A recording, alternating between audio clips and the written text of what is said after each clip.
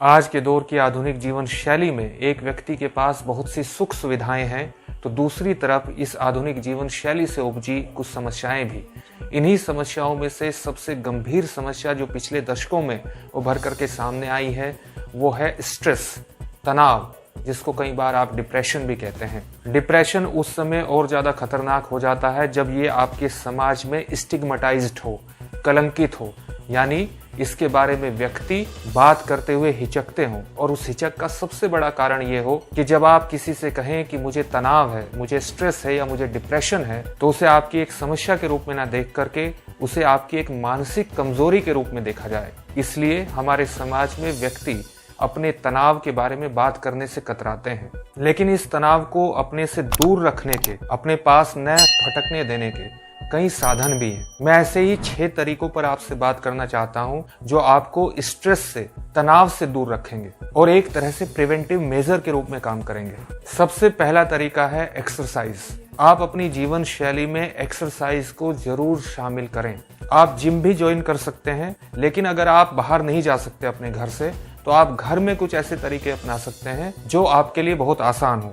जैसे आप योगा अपना सकते हैं, साथ ही आप फ्री हैंड एक्सरसाइज अपना सकते हैं। फ्री हैंड एक्सरसाइज में या योगा में आपको न तो किसी बाहरी इक्विपमेंट की जरूरत पड़ेगी, न किसी मशीन की जरूरत पड़ेगी। एक्सरसाइज से आपके मसल्स रिलीज होते हैं जो अलग अलग तरह के हार्मोन्स को रिलीज करता है और आपको अपने शरीर और मन के बीच एक बैलेंस, एक संतुलन बनाने में मदद मिलती है। दूसरा तरीका है कि आप अपने पास एक डायरी रखें। इस डायरी में आप उन चीजों को नोट करें, उन प्रश्नों को लिखें जिनका उत्तर आप समझते हैं कि इन प्रश्नों का मेरे पास कोई उत्तर ही नहीं है। साथ ही आप अपनी उन इच्छाओं के बारे में भी लिखें जिन इच्छाओं के बारे में आप सोचते हैं कि आप किसी से डिस्कस नहीं करते। लगातार इन प्रश्नों के बारे में और इन इच्छाओं के बारे में आप सोचते रहिए, प्रश्नों के उत्तर खोजने का प्रयास कीजिए। इससे आपको खुद को और ज्यादा बेहतर तरीके से समझने में मदद मिलेगी। आप जितना अपने आप को बेहतर तरीके से समझते चले जाएंगे, उतना ही आपके लिए अपने आप को प्रबंधित करना, अपने आप को मैनेज करना आसान होता चला जाएगा। तीसरा तरीका है कनेक्ट विद द नेचर।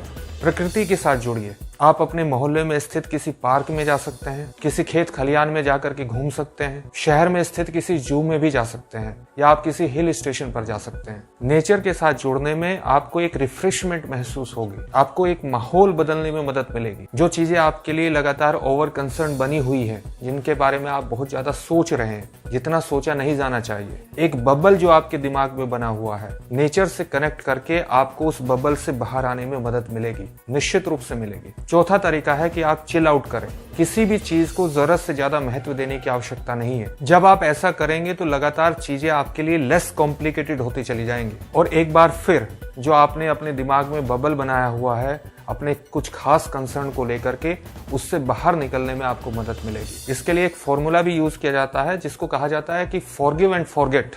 माफ करो और भूल जाओ। आपको कोई भी चीज अगर परेशान कर रही है, चाहे व्यक्तिगत तौर पर किसी व्यक्ति से आपको परेशानी हो, चाहे कोई फैमिली प्रॉब्लम हो, लार्जर कम्युनिटी से आपको कोई समस्या हो, इस समस्या को जितना कम महत्व आप देंगे, जितना एटीट्यूड रखेंगे फॉरगिव एंड फॉरगेट का, उतना ही इन चीजों से बाहर निकलने में आपको मदद मिलेगी। कई बार हम सोचते हैं कि हम किसी को कोई जवाब दे देंगे, हम कम्युनिटी को कोई जवाब दे देंगे, हम फैमिली को कोई जवाब दे देंगे, या किसी व्यक्ति ने हमारे प्रति कोई गलत किया है तो हम उसको जवाब दे देंगे।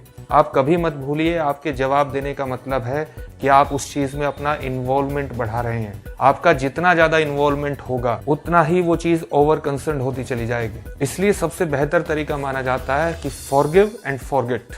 माफ करो और भूल जाओ और आगे बढ़ो। इन्हीं तरीकों से आपको अपने उस बबल से बाहर निकलने में मदद मिलती है। ये जो सारे तरीकों पर हम चर्चा कर रहे हैं, सारे तरीकों के बारे में बात कर रहे हैं, ये लॉजिकल कंक्लूजन है। पहले से छठा स्टेप एक लॉजिकल कंक्लूजन पर पहुंचेगा। पांचवा तरीका जो आपको करना है, इंडल्ज योरसेल्फ। अपने आप को किसी भी काम में लगाइए, जिस काम को भी आप पसंद करते हैं, जो काम आपको करना अच्छा लगता है, जिसके प्रति आप अपना पैशन रखते हैं, उसमें अपने आप को पूरी तरह से झोंक दीजिए। इसके लिए मैं आपको एक उदाहरण देना चाहता हूँ जापान के आइलैंड ओकिनावा का। ओकिनावा आइलैंड में सबसे अधिक 100+ की उम्र के व्यक्ति हैं। 1 लाख की पॉपुलेशन पर लगभग 68 लोग ऐसे हैं जिनकी उम्र 100 से अधिक है। ये ग्लोबल एवरेज से बहुत अधिक है।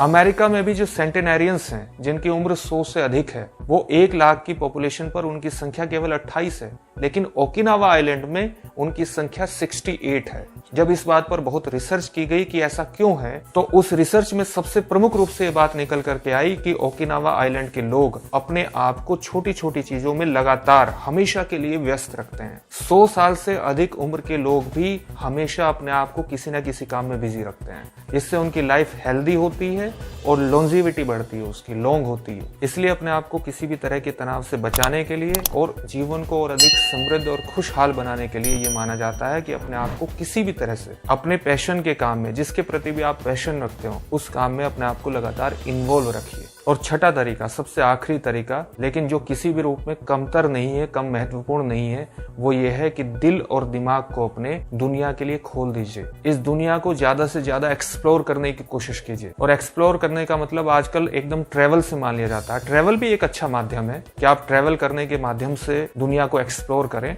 लेकिन ट्रेवल एकमात्र माध्यम नहीं है। आप अपने शहर में, अपने नजदीक कहीं भी जो कल्चरल प्रोग्राम होते रहते हैं उनमें जाइए, वहां नए नए लोगों से बात करिए। आपको नए नए कल्चर के बारे में पता लगेगा, नई नई चीजों के बारे में पता लगेगा, नए नए रास्ते उससे खुलेंगे। इससे नई संभावनाएं, नई पॉसिबिलिटीज जीवन की खुलती हैं और आपका एक पॉजिटिव एटीट्यूड डेवलप होता है। आप अधिक से अधिक मजबूत बनते चले जाते हैं। ऐसी स्थितियां आने पर आप किसी समस्या से घबराते नहीं हैं, बल्कि उसको सामने से फेस करने की हिम्मत में आते हैं। आपका एटीट्यूड इस समय तक प्रोग्रेसिव हो चुका होता है। अब आप खुद ही देखिए कि हमने बात कहां से शुरू करी थी। हमने बात शुरू की थी डिप्रेशन से और हम पहुंचे कहां हैं? प्रोग्रेस पर, तनाव से प्रगतिशीलता पर। तो इन 6 स्टेप का एक लॉजिकल कंक्लूजन है। अगर आप इन 6 स्टेप को एक एक करके फॉलो करते हैं तो समय के साथ तनाव तो आप भूल ही जाएंगे और पूरी तरह से आप प्रोग्रेस की तरफ मुड़ जाएंगे। इस वीडियो को शेयर जरूर कीजिए और इस चैनल को सब्सक्राइब करिए। बहुत बहुत धन्यवाद।